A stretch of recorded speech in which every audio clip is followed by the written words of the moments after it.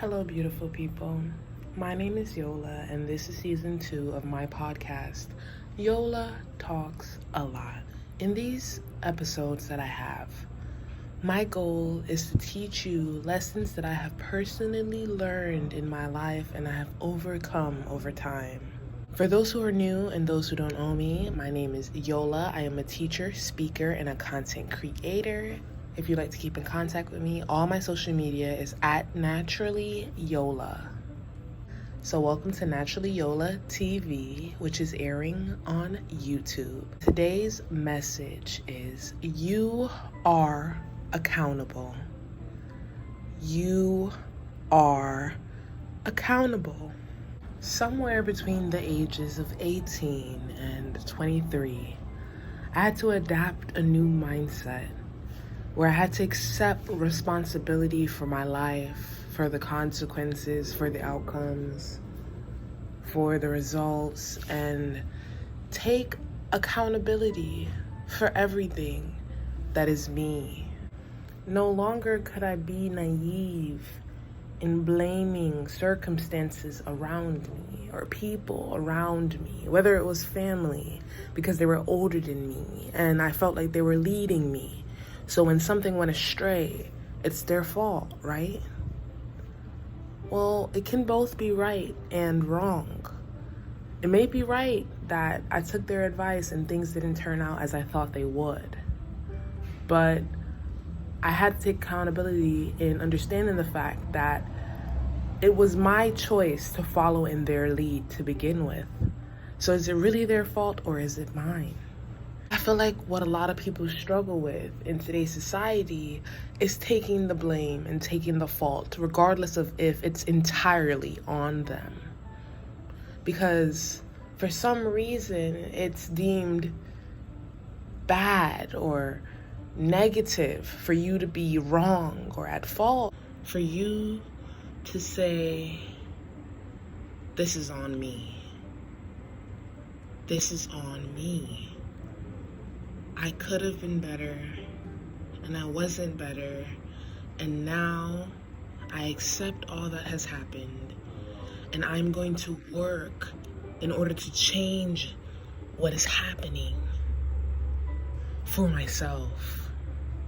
The message that you are accountable is important, as the moment that you accept and understand that you're accountable, then I believe that something in you changes. Like your mindset changes and your actions change and your character grows. Because then you begin to take on the things that you are doing, which are contributing to the outcomes that you have been having, right? Because A plus B equals C.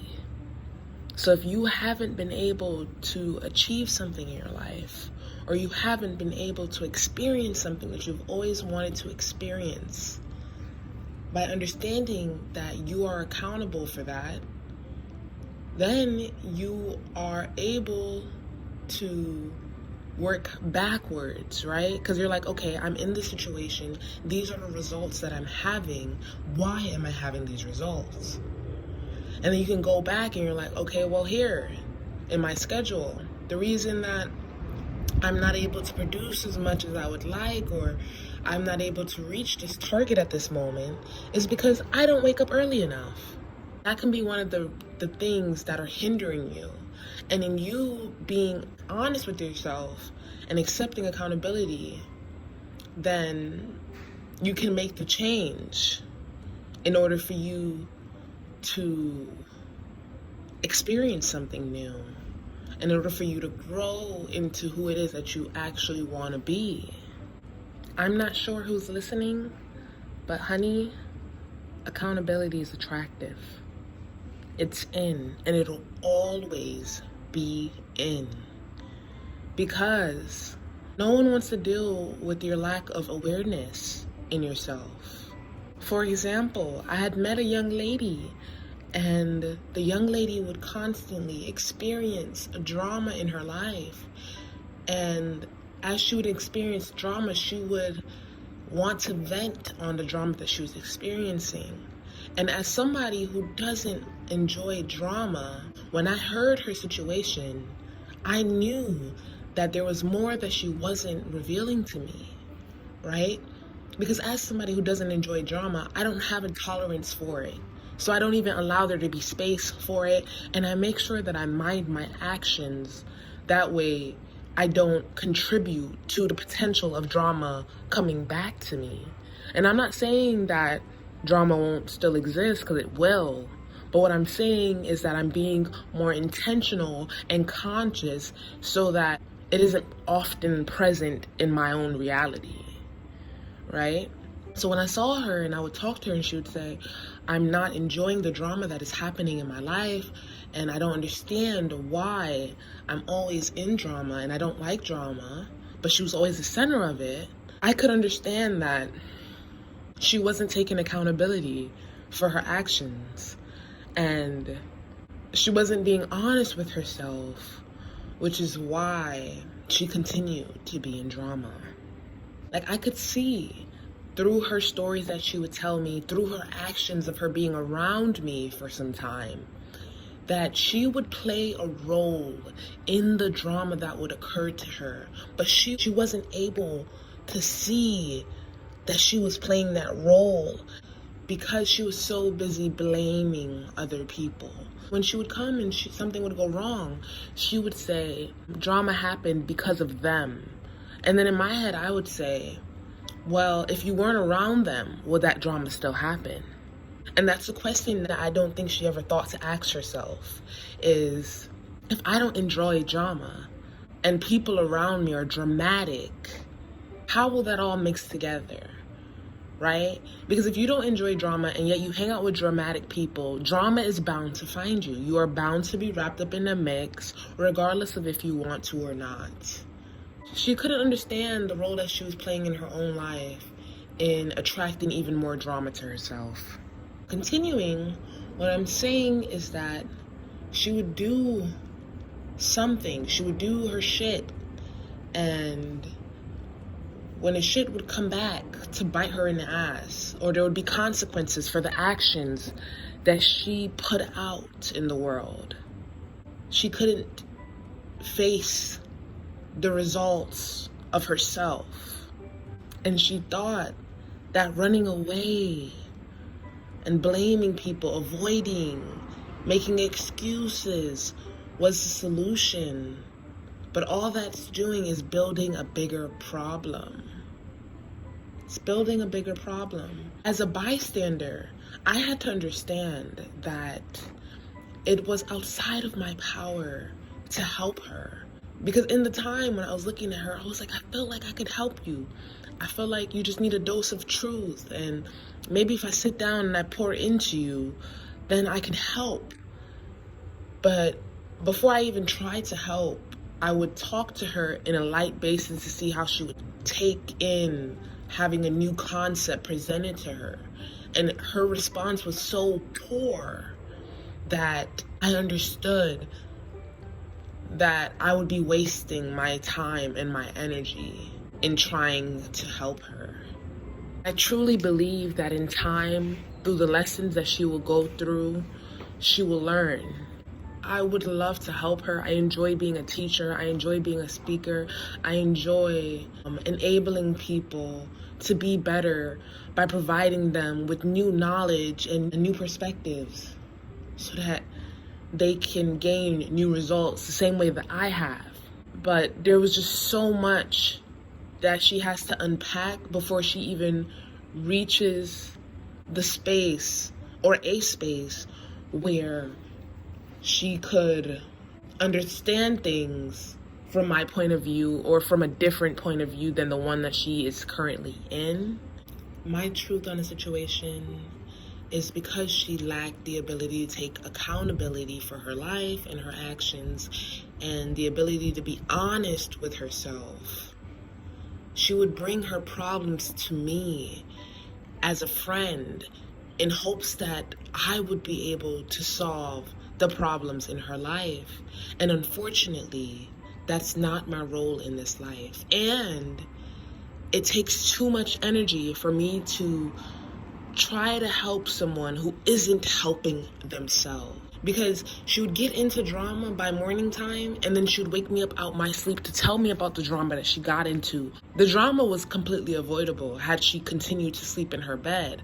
But because she rose up early out her bed and went and found drama and involved herself in it, then she wanted to bring back the consequences that she had experienced to me, as if I would be capable of unraveling the bullshit that she had got herself into. It's not my job to do that. I am unable to do that.